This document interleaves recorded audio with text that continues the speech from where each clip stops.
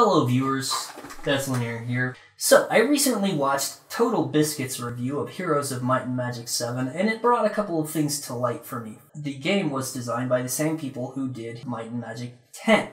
Now, Might and Magic 10 did not get at the spirit of the Might and Magic franchise. In order to understand what makes the Might and Magic franchise what it is, I think you really need to look at games like Might and Magic 3 and Might and Magic 6. Equally, two different implementations and two totally different types of games that have similar aspects. A large open world to explore. Combat should be fast, it should be fun, and it shouldn't be overly complicated. Now, Might and Magic 10 was terrible.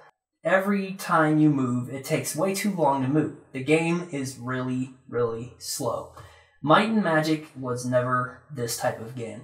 What they tried to make is something somewhere between a wizardry game and like a Baldur's Gate type of game. Might and Magic was never terribly strategic. The future of the Might and Magic franchise is Musou-style games. The reason that I believe this is that it works perfectly with the type of game that Might and Magic is. It's a fast-paced game where you just beat up mobs and you go up in levels in an RPG format.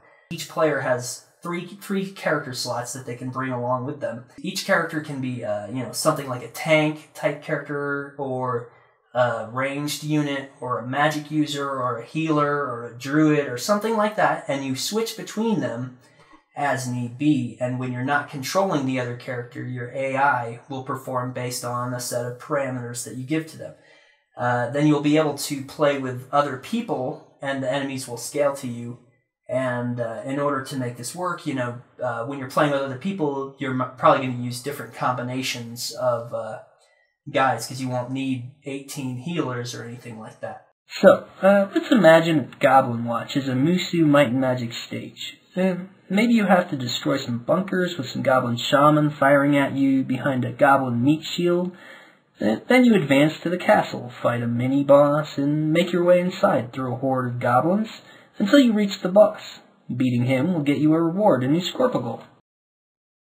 But what do you think? Let me know in the comments below, and throw me a like if you thought this was a good idea.